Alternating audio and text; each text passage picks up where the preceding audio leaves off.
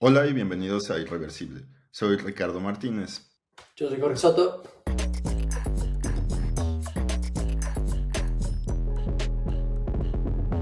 Nuestro invitado de hoy es Paul Morral. Paul es parte de la red Endeavor como mentor, también es board member de la French Tech. Fundó La Pieza, plataforma de HR Tech y Headhunting. Y ahora está enfocado al 100% en One Degree, empoderando comunidades con inteligencia artificial. Viene a contarnos cómo ha sido este viaje como emprendedor y por qué cree que el futuro de las comunidades es digital. Un gusto tenerte hoy, Paul. Bienvenidos. ¿Qué tal, chicos? Qué gusto estar aquí con ustedes. Muchas gracias por la invitación. Bienvenido, Bienvenido, Paul. bienvenido. Estamos súper contentos de tenerte por acá. Eres un ya emprendedor serial, ¿no? Entonces, de pronto te has ido involucrando y entendiendo y estás súper conectado en el entorno y ecosistema emprendedor. Pero siempre desde esta línea de el reclutamiento, HR y ecosistemas. Entonces, hoy por hoy para mí una de las grandes preguntas para iniciar esta conversación es ¿cómo ves el futuro del reclutamiento? A ver, es un gran tema. Yo me he metido en reclutamiento al final sin quererlo, o sea, fue de pura casualidad, creo. Estábamos juntos ahí en Numa emprendiendo y al final, después de bastantes fracasos y problemas con socios e ideas, y yo lo único que quería emprender, eh, llegué a toparme con un problema que tenían las empresas, ¿no? Al final era cómo consigo el mejor talento en el menor tiempo posible. Todos queremos rockstars para nuestros equipos y los queremos para ayer. Ahora, obviamente, con todo el tema de AI, seguro lo vamos a estar hablando, el futuro de reclutamiento va a cambiar y ya está cambiando de manera radical. Desde tienes AI interviews, tienes maybe AIs que escanean CVs y te dicen, mira, de esos 1000 que aplicaron, checa esos 3. Hay muchos mitos y realidades que seguramente vamos a estar hablando, pero eso está cambiando un montón eso. Lo que te puedo decir desde ahora es que en reclutamiento la parte humana va a seguir existiendo. Entonces eso es lo primero que te puedo decir en cómo veo el futuro de reclutamiento desde ya.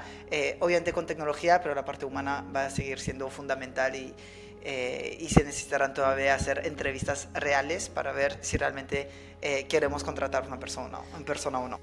Con este problema que viste antes de iniciar la pieza, ¿cómo ubicaste o cómo fue tu proceso para llegar a la tecnología adecuada para resolver este problema? ¿Qué fue lo que viste? Cómo lo estructuraste? Sí, quizá me anticipé un poquito porque este problema yo creo que ahora lo tengo muy claro, quizá antes lo tenía un poquito menos claro. La pieza ha ido evolucionando de manera tremenda. Al inicio lo que hacíamos es que traíamos talento extranjero para hacer sus prácticas para startups mexicanas.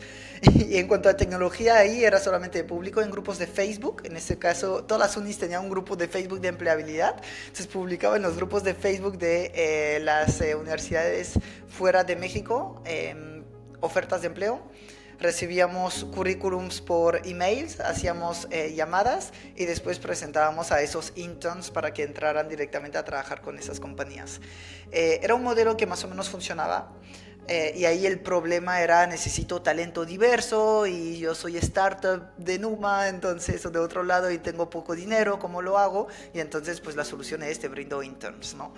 Y era un proceso sumamente manual y algo que me acuerdo perfectamente es que, y era totalmente, entre comillas, un poco ilegal, porque todos entraban como turistas para hacer sus prácticas en México. Entonces la broma que siempre digo es si hay tantos franceses en la Condesa, perdón, quizá una parte es mi culpa.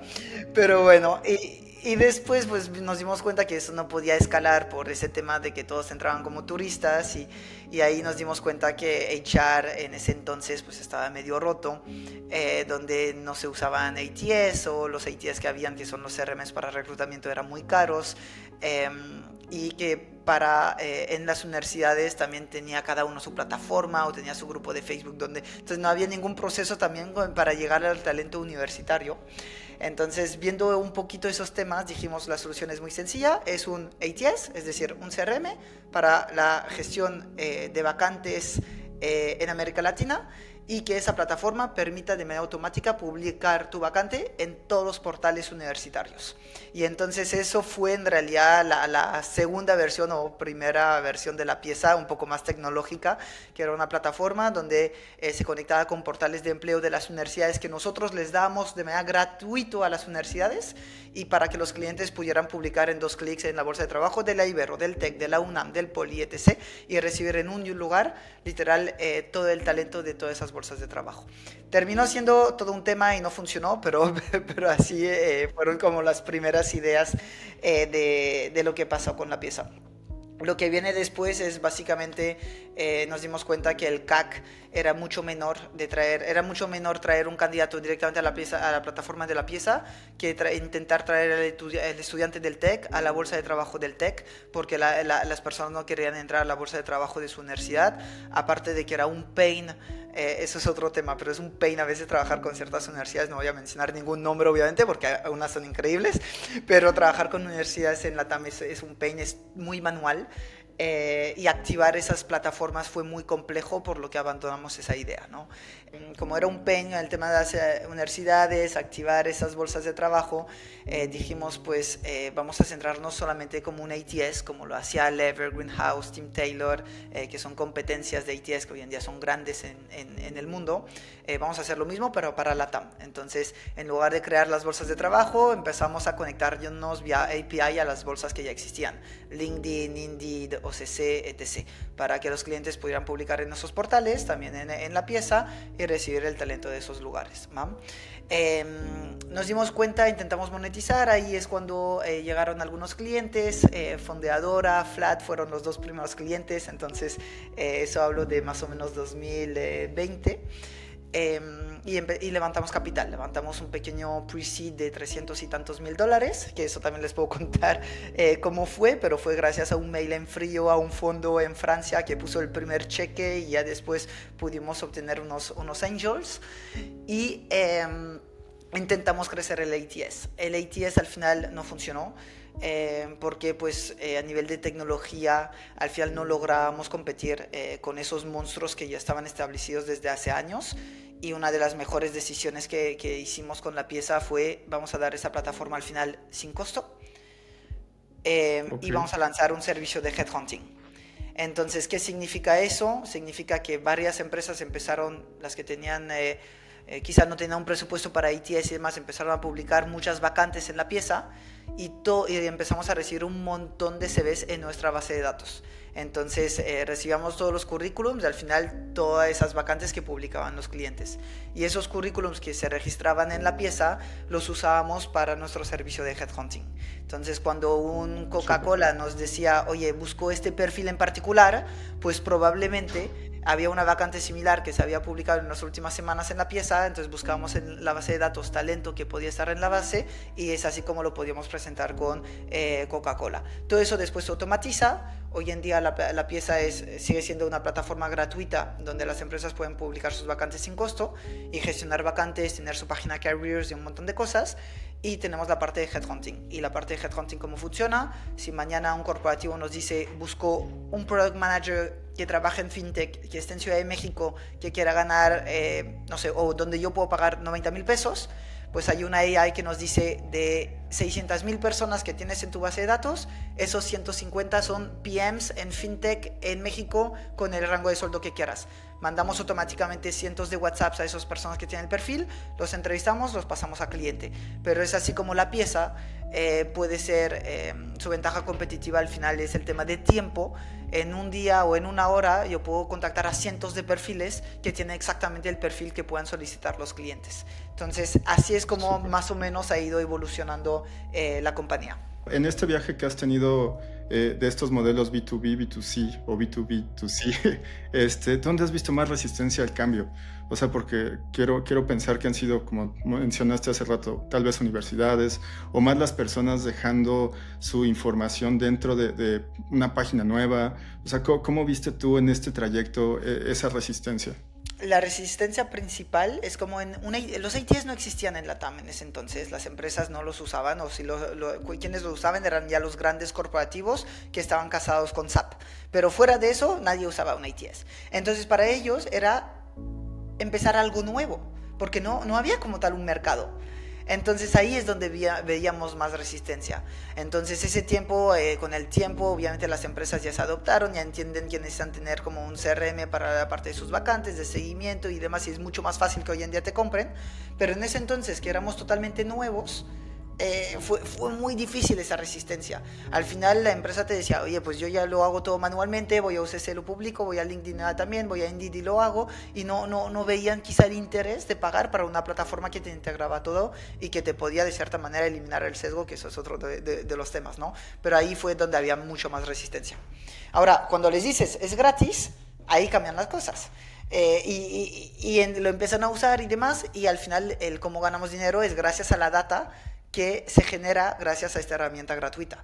Y ahí es donde fue el game changer para la pieza. ¿Cómo has surfeado este tema de sesgo? Porque imagino que ha de ser de los puntos claves, ¿no? Que te dicen. Eso me acuerdo perfectamente cuando nosotros decíamos, es que vamos a hacer una plataforma donde eliminamos el sesgo, que da igual tu edad, da igual tu sexo, da igual si tienes un MBA en tal compañía, en tal universidad. Vamos a eliminar todas esas cosas para que al final las empresas puedan tomar las decisiones correctas. El sesgo, desgraciadamente en LATAM, todavía no es un problema. No es un problema que tienen las compañías. Entonces no están dispuestas a pagar para que tengas una plataforma que te elimine el sesgo. Que quizá es posible, sí, pero no están dispuestas a pagar, no le ven el valor. Y eso fue el gran problema que hay en cuanto a intentar desarrollar una plataforma libre de sesgos, porque no le ven el valor. El cómo integramos hoy como la tecnología o la inteligencia artificial, y de pronto, inclusive en esta última entrevista que tuvimos con Connie, pues tocamos un poquito el tema por fuerita, ¿no? Y es complicado y es bien interesante porque de pronto, pues los sesgos pues son por parte de los humanos, realmente, ¿no? El sesgo no viene de una computadora. Todo va a depender de qué es esa información o ese contenido que le estás entregando. Sin embargo, hay un reto importante. Cuando de pronto ya creaste o construiste un modelo que a lo mejor es súper exacto, y entonces estás... la inteligencia artificial o una tecnología, ¿no? Ni siquiera lo voy a llamar inteligencia artificial, es quien está evaluando el contenido que le estás entregando para calificarte, pero al mismo tiempo, del otro lado, el aplicante es quien está también usando algo que se adapta a las necesidades, en este caso del ATS, por ejemplo, para poder ser más efectivo en la información que debe de entregar. Pues de pronto es como si dos computadoras estuvieran hablando entre ellas y entonces se empieza a perder justo la información o el valor del individuo, porque el individuo simplemente se está adaptando, o la computadora, la máquina, la inteligencia artificial está adaptando la información a lo que el modelo va a evaluar, pero no es realmente hacia las fortalezas o las skills que tiene el individuo. Entonces, claro. ¿Cómo visualizas eso? ¿Cómo entiendes eso? Eso es un gran problema. O sea, un poco lo que veo es, quizá no ahora, pero en 2 años, y quizá menos, tú publicas una vacante y vas a tener a cientos de perfiles perfectos. Cientos o miles de CVs que dices, chin, o sea, wow, ya la logré, voy a contratar en 2 horas. ¿Por qué? Porque obviamente las personas que hoy en día están aplicando, están buscando los tips para encontrar el trabajo y pues están adaptando su currículum a la vacante a la cual aplican, pasa por AI que les dice cómo adaptar tu CV de manera perfecta, lo editas, lo mandas, pones los skills en función del job description, te adaptas un poquito en función de la compañía y todos tienen esos templates que se ven perfectos y al final la empresa termina con 200 CVs perfectos. ¿Cómo los filtras? Aún tengas un ATS que te dice por palabra clave y demás, al final todos van a ser perfectos. Y si la misma plataforma te dice, ¿sabes qué? De esos 100, checa esos 3, porque pues tienen más palabras claves y más, al final seguramente lo hizo una IA ahí atrás. Eso es un gran problema. Y seguramente algo que va a cambiar es que cada vez menos vacantes se van a publicar. Porque no tendrá cada vez menos sentido publicar una vacante para que yo reciba un CV que ha sido generado por AI. ¿Y eso qué significa? Significa que las bolsas de trabajo van a desaparecer. Y quizá las únicas que se van a mantener es un LinkedIn o un Indeed, o que son esos monstruos a nivel mundial, y todas las otras a nivel regional van a desaparecer. Job board no es negocio, por si alguien aquí que está escuchando quiere hacer un job board, mi punto de vista es job board no es negocio. Pero eso es un gran problema. ¿Y cómo se va a resolver? No estoy seguro de la solución. Creo que cada vez vamos a tener que regresar a una modalidad donde tienes que estar evaluando los skills, y seguramente un humano no lo va a estar haciendo antes de poder estar entrevistando. Entonces, hoy en día ya hay interviews. Entonces, si recibes 100 personas, pues mételas a la 100 en una AI interview. Donde esta AI puede analizar cómo estás mirando, cómo estás interactuando, si la persona no está leyendo otra cosa para saber cómo está contestando, que eso es un gran problema también. Pero hasta las AI interviews, ¿hasta qué punto va a funcionar? Yo te diría, a corto plazo quizás sí, pero en 2 años no sé si tendré un mini chip en la oreja que me va a decir eso es como lo debes de estar contestando. No sé, quizás estoy yendo muy a lo loco. Pero, o tu avatar, exacto, es tu avatar, exactamente tú que está teniendo la entrevista. Yo no tengo la menor idea. Es como hoy en día me dicen, no, es que hay que mandar pruebas técnicas. ¿Qué chinga? Las pruebas técnicas no, cualquiera ya puede contestar, ¿sabes? Entonces, hasta las sesiones en live. Entonces casi vas a regresar con tu papel, tu pluma en una oficina, que te hagan un scan para ver si no tiene un dispositivo y a ver si realmente la logra, ¿no? Es un tema. Back to basics, totalmente. Aquí continuando un poco con el tema de la pieza y que ahora saltaste a esto de One Degree, ¿cómo estuvo que no buscaste ir por la pieza 2.0 y saltaste ya a un tema de comunidad? ¿Qué viste o qué tienes en la visión de lo que está sucediendo para generar ese cambio, para dar ese salto? A ver, el por qué se hizo otra sociedad es sencillamente porque es otro problema el que estamos atacando, y entonces son 2 empresas con una naturaleza muy distinta. La pieza sigue creciendo, va muy bien, con un leadership team que es increíble. Yo, después de tantos años metido en reclutamiento, quería también estar emprendiendo también en otras cosas. Aún sigo siendo muy de cerca de la pieza, y el crecimiento que tiene la compañía es muy lindo. El por qué decidí meterme a One Degree es porque comunidad es algo que me apasiona. Networking es algo que me apasiona, y AI es algo que me apasiona, y entonces son varias cosas que hicieron que voy a dedicar gran parte de mi tiempo en esta nueva compañía, que le veo un potencial tremendo, obviamente, y que resuelve específicamente un problema de networking dentro de los círculos en los cuales estás. ¿Qué significa eso? Significa que ustedes ya han ido a cientos de eventos de marketing, de founders, de VCs, de lo que sea en Ciudad de México, y si les digo, a ver, ¿cuántas personas conocieron esos eventos? Probablemente son cientos de personas. Y hoy en día, si te digo, oye, mencióname 5 que conociste el año pasado, no sé ni si me los vas a mencionar, porque quizá no te viene ahorita en el top of mind. Entonces, ¿qué hace One Degree? Se acuerda de todas las conexiones que tuviste en tus eventos, en tus comunidades, sabe las personas que están en tu grupo de WhatsApp, que es un grupo de WhatsApp de la comunidad de Numa, por ejemplo. Por ejemplo, estábamos conectados, ambos estábamos en Numa y no nos acordábamos, quizá que, Claro. y seguramente algún café tomamos en algún momento. Entonces, hoy en día la AI permite empoderar las conexiones que tú ya tienes, y que probablemente ya no te acuerdas o ni sabes que la tienes. ¿Cómo estás viendo el atacar el tema que muchas personas dicen? Generar una comunidad es hacer persona a persona, ¿no? Humano a humano. Ahorita ya nos estás mencionando cómo vas a apalancar el que te puedas acordar de diferentes nuevos perfiles a través de ella, pero ¿cómo ves esa interacción? Porque imagino que One Degree va a estar súper enfocado en generar más comunidad, ¿no? Porque poco a poco te vas a ir acordando más rápido, vas a poder tener conexiones más rápidas, pero ¿cómo ves esa delgada línea entre realmente generar una comunidad humano-humano y empoderarla con IA? ¿Cómo ves esa delgada línea de riesgo? Que creo Sí. que ahí está muy interesante. No, está súper interesante. Yo creo que One Degree te conecta con la persona, pero al final la relación o la llamada o el café es 100% humano a humano, y facilitamos eso. Entonces, por ejemplo, ¿cómo funciona One Degree? Es muy sencillo. Imagínate, yo le vendo a organizadores de eventos o quien tiene una comunidad. Entonces, vamos a suponer que mañana ustedes organizan un evento y implementan a One Degree para su evento.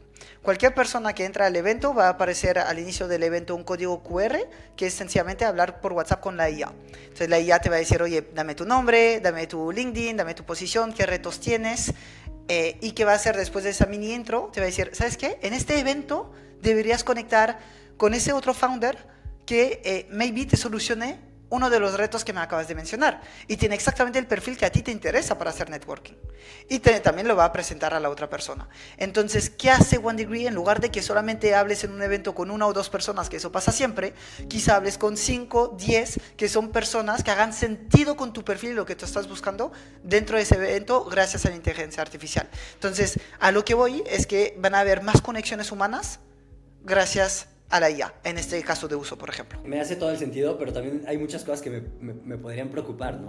De pronto, pensando en... Y seguro tú ya lo has pensado, ¿no? Pero, o sea, yo me imagino un Jorge Soto queriendo conectar con una persona en particular y entonces necesito un perfil y casi pongo su puesto que se llame casi el nombre de la persona y de esta manera para poder... Y el problema no es ese. El problema es que a lo mejor estás hablando de ese perfil sexy que todo el mundo quiere conectar con esa persona y entonces todos hacen lo mismo y de pronto tienes a 50 miembros que quieren hablar con una persona. ¿Cómo evitas, o no sé si te has cuestionado esa posibilidad?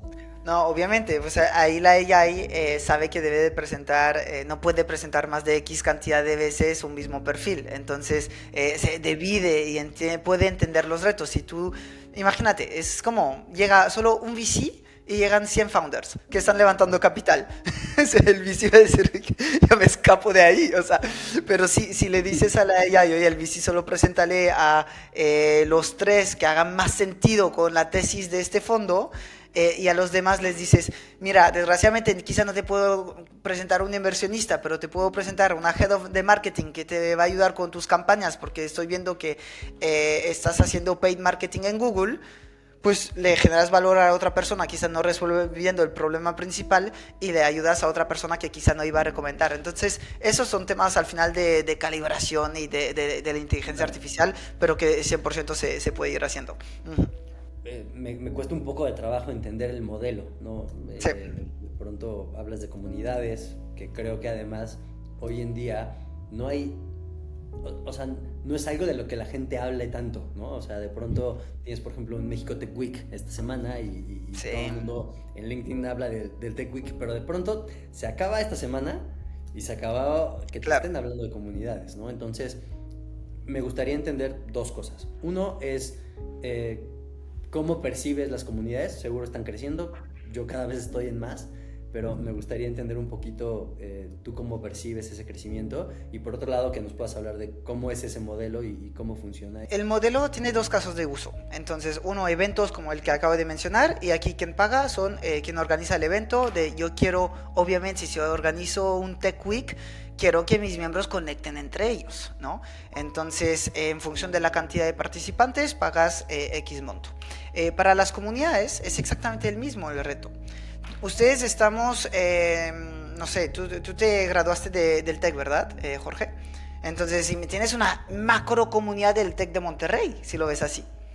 Entonces, y el TEC maybe quiera en algún momento decir, yo para todos mis egresados, quiero darles la oportunidad de poder estar conectando entre ellos. Y entonces, en este caso, quien paga también es un poco más B2B, es quien tiene la comunidad para generar más valor para sus miembros. Y entonces, comunidades pueden ser universidades, puede ser una persona física que tiene un grupo de WhatsApp con 300 CFOs y que les quiere generar valor. Puede ser asociaciones, puede ser otras cosas, siempre y cuando esa persona tiene el interés, o esa empresa o organización, de que sus miembros entre ellos conecten y hagan networking. Y al final, ¿qué pasa hoy en día con comunidades? Y eso está bien, está mal, no sé, pero hay cada vez más, como tú dices, pero que en valor no hay tantas. Y una de las ventajas competitivas, y yo lo que quiero dar con One Degree y con Julio, que es mi socio, queremos dar esa ventaja competitiva a todas esas comunidades que se están creando para que realmente una persona decida, prefiero irme con esta comunidad porque realmente me genera valor, porque tengo conexiones valiosas gracias a esta herramienta en esta comunidad. Si bien lo dices, hay muchísimas comunidades muertas. Digo, creo que aquí los tres debemos tener más de 5 o 10 grupos de WhatsApp que están más muertos desde hace 5 años al menos. ¿Cómo haces que estas comunidades, cómo estás pensando mantener esta actividad dentro de estas comunidades? ¿Qué es lo que esperarías tú ver dentro de tu propia comunidad? Lo que quiero es que la gente conecte, que la gente vea los resúmenes, porque si estás en un grupo de WhatsApp, hacemos como resúmenes semanales de lo que está pasando. Quiero dar superpoderes al administrador. Imagínate, muchas personas hacemos grupos de WhatsApp con cientos de personas y no tengo ni la menor idea de quién está en este grupo. Hay personas que organizan, no tienen la menor idea de las personas que asisten a sus eventos. Entonces, atrás de las escenas, nosotros también le damos como un dashboard a los administradores de eventos y comunidades donde pueden ver en tiempo real toda la data de esos miembros y en función de esto, generarles más valor. Entonces, esperaría que esas comunidades pues puedan justamente interactuar más, acceder más fácilmente a eventos, ayudar problemas. Al final lo que queremos es ayudar los problemas del día a día. De las personas que específicamente en temas profesionales. Además de One Degree, sí. ¿Cómo la IA hoy consideras que puede potenciar las conexiones humanas y no reemplazarlas? Es un tema. Vemos que uno de los casos de usos, por ejemplo, más frecuentes de la IA es hace de psicólogo, de psiquiatra, y entonces las personas terminan horas hablando con su Gemini, su ChatGPT, su DeepSeek y demás, y entonces puede ser un tema. Creo que lo que necesitamos hacer es justamente cómo hacemos para vincular más fácilmente las personas entre ellas. Y hay varias herramientas. Bordy en Estados Unidos, Bordy.ai, es increíble lo que está haciendo. Entonces eso, en lugar de que sea por comunidades o eventos como lo estoy haciendo, él es es una herramienta más a nivel general. Tú le compartes tus retos y tus problemas y te conecta con otra persona que maybe te podría estar ayudando, pero en algo mucho más grande. Ellos levantaron más de $8 millones en meses de haber lanzado. Una persona que está intentando solucionar ese tema de social capital específicamente, es esta, se me fue el nombre, pero la ex-VP de Growth de Rappi, y se fue a París para lanzar esta nueva startup y ahora se ve a Estados Unidos. Se me fue el nombre, pero es exactamente eso también lo que está intentando solucionar. Ya pondremos el nombre ahorita en el episodio en algún lado para que recordemos. Pero es eso, es nuevas herramientas, más tecnología para intentar conectar a la gente y que ya no se quede atrás de una pantalla, por favor, porque eso al final terminaremos todos como robots y será un problema. Oye, si llegara a pasar, y hablando un poquito ya futuristas, ¿cómo ves los skills de las personas? Tú que estuviste ahorita ya en este tema de RH y ahora en comunidades, ¿qué es lo que buscarías o cómo verías o qué recomendarías a las personas para adoptar como skills nuevos con todos estos cambios dentro de estos dos nichos? Sí, la IA no va a reemplazarte, pero quien te va a reemplazar seguramente sea una persona que sepa de IA. Y creo que las personas todavía tienen poco conciencia de eso y hay demasiada resistencia con la IA. Entonces creo que es la primera cosa. Debes de meterte en herramientas de no code, debes de meterte en diferentes productos, intentar crear productos, entender de front, de back, de cómo se conecta, de entender más de tecnología. Creo que ayuda un montón. Sí, totalmente de acuerdo, amigo. Y creo que de alguna manera la tecnología nos alcanzó y hoy por hoy, como lo decías, aunque no estés en tecnología, tienes que saber y tener idea de cómo utilizar cosas, o sea, claro, cómo utilizar herramientas, el toolkit, al menos lo más básico. Y algo también que creo que es muy importante, creo que las personas necesitan como un poquito más de al menos en la parte de reclutamiento en la cual he vivido en los últimos años, los buenos reclutadores son personas que tienen más business sense. ¿Por qué? Porque si yo contrato a una persona de producto, necesito entender el porqué de producto. Si contrato a una persona de marketing, ¿por qué marketing? ¿Por qué finanzas? Porque entender las posiciones, y los mejores reclutadores son muchas veces alguna persona que ha tenido que, no sé, gestionar alguna cafetería, tener hasta negocios que puedan ser más offline, porque entienden cada uno de las posiciones, o la mayoría de esas posiciones, para qué realmente lo necesita el cliente, y poder estar filtrando de manera, de mejor manera, ¿no? A los candidatos. Pero ¿a qué voy con eso? Todo eso tiene que ver con un punto que es muy importante, es la curiosidad. Y creo que la curiosidad hoy en día es fundamental para cualquier persona, independientemente de donde esté. Y más ahora. Antes te ibas 4 años a la universidad, hacías lo mismo durante toda tu carrera. Ahora ya no. O sea, ahora quien estudió marketing en los 90, está seguro que si no se actualizó, lleva años buscando chamba. Tanto conocimiento en línea que debería ser obligatorio, y a bajo costo, que debería ser obligatorio estar 1 hora, 2 horas mínimo a la semana solamente para temas de capacitación, más con todo el tema de tecnología que va a una rapidez brutal. Sí, estructuras más grandes invierten en capacitación, y al final del día es hasta obligatorio que te estés capacitando. Pero de pronto pasa que en estas empresas medianas o pequeñas, pues la capacitación parece un lujo. Sin embargo, no lo es. O sea, debería de ser, o siempre la capacitación y el aprendizaje debería ser parte del eje de cualquier negocio. Porque mientras tengas a gente más capacitada, mejor preparada, al final las startups lo viven mucho, ¿no? O sea, si no sabes hacer algo, pues no tienes manos para traer a un ojo experto todo el tiempo, ¿no? De pronto tendrás algo de recurso y dices, oye, voy a contratar a un experto en el tema. Pero la realidad es que, como fundador, pues lo que terminas haciendo es, pues yo aprendo a hacerlo y hago lo que puedo hasta que tenga la capacidad de traerme a alguien más.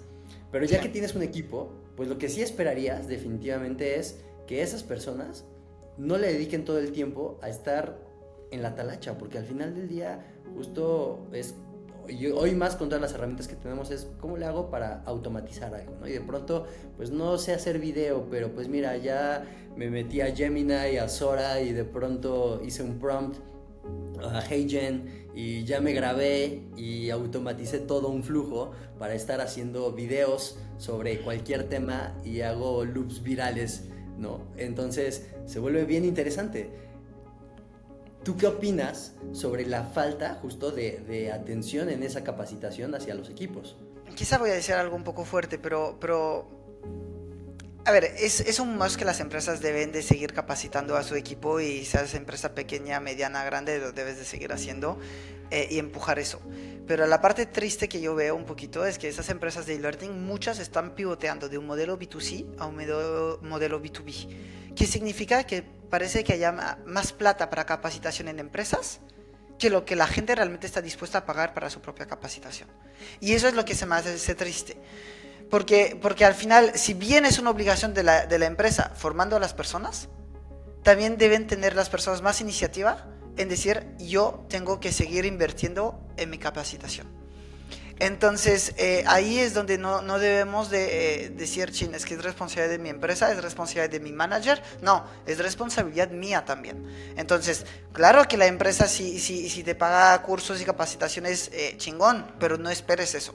Con este tema de el mar de conocimiento que hoy existe, entre ellas, internet, todo el bunch de conocimiento, ¿qué le recomendarías a los candidatos o a estos perfiles que hoy sí o sí necesitan estar con esta curiosidad, pero que no tienen un norte, ¿no? Porque muchas veces ese norte te lo da, si eres emprendedor, te lo da lo que necesitas en el momento, lo aprendes, lo ejecutas y, como decía bien George, lo terminas haciendo, y hasta que puedas traer a alguien súper experto, es el momento. Si es al contrario, ¿qué recomendarías? Sí, a ver, a las personas que están ahí, que quieran crecer profesionalmente y demás, hay cosas muy básicas, y voy a mencionar las más básicas, pero una es el inglés. Hay todavía demasiadas personas en la TAM que no hablan inglés, y que eso es algo que se puede aprender ayer. Y lo vemos, el inglés permite en América Latina para muchas posiciones, no sé si decir la mayoría, pero quizá en la mayoría, duplicar tu sueldo. Y en ciertas posiciones el inglés te permite a veces triplicarlo. Aquí hay tanto que hacer. O sea, ahorita, por ejemplo, estoy actualmente en Lisboa. Dices, yo no hablo portugués, pero es una maravilla que la persona del autobús te hable en inglés. Es una maravilla que todo, o sea, cualquier persona habla inglés, de los centros comerciales, los vendedores y demás, y eso hace que un país también pueda estar creciendo. Obviamente, las personas, no estoy diciendo que el español hay que dejarlo, no, pero estoy diciendo que el inglés te puede abrir muchas puertas. El segundo punto, creo que tiene que ver con un poco de business sense que te decía. Entonces, empecé a emprender, a ver cómo funcionan otras áreas, que tengas curiosidad no solamente con tu área, pero en otras cosas, creo que siempre es muy bueno. 3, sigue capacitándote obviamente en el mismo segmento en el cual tú estás. Es lo que te decía, si yo veo un currículum que tienes la licenciatura de marketing, pero en el Inter no veo ningún curso adicional, no veo que hiciste Reforge o el curso de Growth Rockstar o cualquier otro, me da igual, ya no quiero dar nombres, hace sentido, ¿no? Y si no, no te voy a tomar en cuenta. Ortografía. Entonces, ¿cuántas personas, desgraciadamente hoy todavía no se está costando escribir? ¿Y cuántos currículums yo veo cada día? Bueno, ahora un poco menos, pero veía cada día con errores de ortografía. Y eso es tan sencillo como pedirle a ChatGPT, porfa, chécame si hay errores de ortografía en este currículum. Y entonces, si veo un error de ortografía, no solo digo, bueno, le puede fallar de vez en cuando. Es que digo, esta persona ni usa ni lo más mínimo de la inteligencia artificial. Entonces, es un no hire, directo. Hoy en día hay tanto margen de maniobra y de mejora que se puede hacer que yo creo que con esos pequeños tips pueden ir mejorando. Súper. Increíble. Vol, ¿y tú qué piensas cuando traes talento a One Degree o a la pieza en su momento? ¿Qué prefieres? ¿Alguien especialista o generalista? Si yo sé que a lo mejor mi pregunta depende de para qué, ¿no? Pero en ese sentido, ¿qué piensas de eso? Mira, políticamente te diría depende, pero me voy a mojar y voy a decir, bueno, prefiero un generalista, porque al final es una persona curiosa que me imagino que puede aprender mañana de cualquier cosa. Entonces, obviamente depende de cada cosa, pero para más o menos en One Degree hoy en día, que es un equipo mini de 2 personas, entras a una startup y necesitarás hacer de muchas cosas a la vez.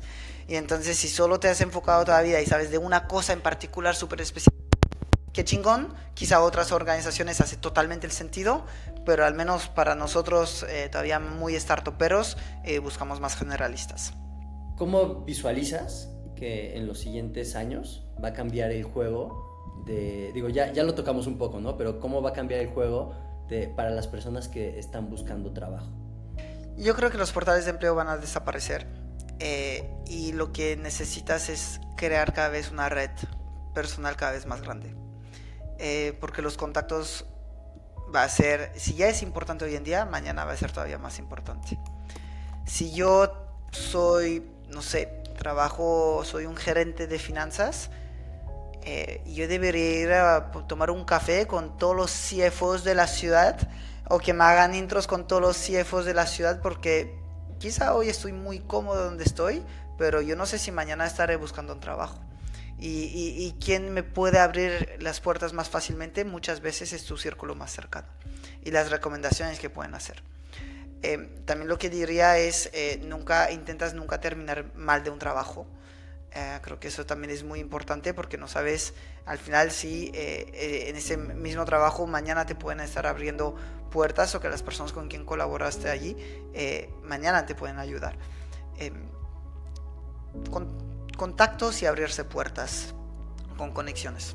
Y hablando de reclutadores y gente de RH, ¿qué habilidad en tecnología les dirías así súper puntual, que es la que les va a hacer un game changer para los próximos 5 años? No sé si muchas personas no han visto el modo agente de ChatGPT. Y es una locura. O sea, la persona lo que hace esa agente te puede automatizar un montón de cosas. Si tú estás en el Excel, solamente estás en LinkedIn, contactando, eso es el tip para todos los reclutadores que nos están escuchando. Buscando personas y enviándoles un mensaje y haciendo eso para una posición, hoy en día un agente de IA lo puede hacer. Y el mismo ChatGPT que abre seguramente de manera diaria. Entonces, en cuanto a tecnología, yo me metería a entender, no sé, cómo funciona Make, cómo funciona N8N, cómo creo agentes, o de manera mucho más simplificada, me voy a la gente, modo agente de ChatGPT, si es que no me quiero ir a otra herramienta. Y cada día salen cosas nuevas. Ayer me descargué ChatGPT Atlas, por ejemplo, no sé si lo han visto.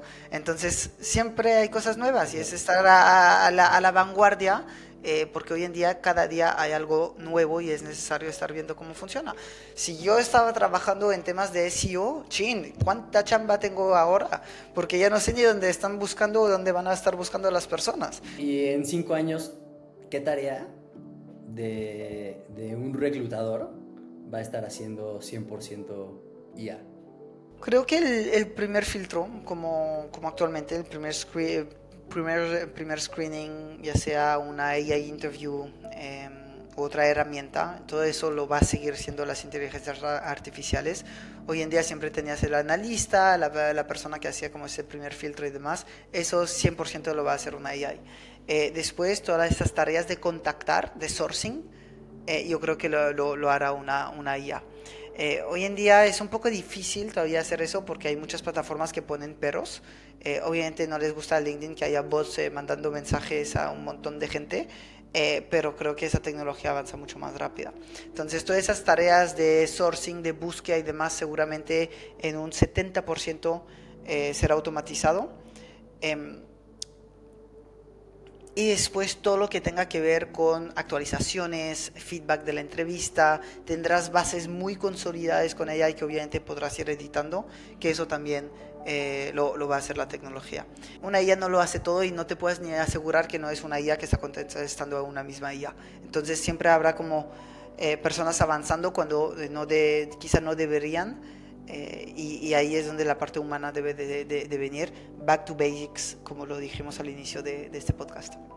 Y tú que estás tan involucrado ahora en este tema de comunidad y de RH, ¿qué es lo que ves que sea el mayor mito que la gente cree dentro de esto para el futuro de su trabajo? Creo que hay muchos mitos. El primer mito es, hoy en día una IA analiza mi CV. En realidad, si bien lo hablamos en no es cierto. Hay tantas personas que siguen viendo todos los currículums que se manda. Entonces, cuando me dicen la excusa de es que las IAs rebotan mi currículum y no sé por qué, es como, a ver, en el 70% de los casos seguramente es un humano. O no se vio. Y ese es el problema, eso sí es una recomendación que digo, si tienes que aplicar a vacantes, intenta aplicar dentro de las primeras 72 horas. Porque después probablemente ya no te hagan tanto caso. ¿Por qué? Porque las personas que aplicaron antes ya están avanzando en proceso y ponte en el lugar de la persona de reclutamiento. ¿Cómo voy a seguir entrevistando si ya tengo candidatos que están avanzando a tercera entrevista? Entonces es triste, pero es la realidad. Entonces seguramente si viste una vacante que se publica hace una semana, aún sigue abierta, porque obviamente no se cerró, la probabilidad que entres a proceso es muy baja. Si no pagas en LinkedIn, te da un límite, ¿no? Del número de vacantes que tienes disponible. Bueno, de candidatos. Perfiles que tienes disponibles.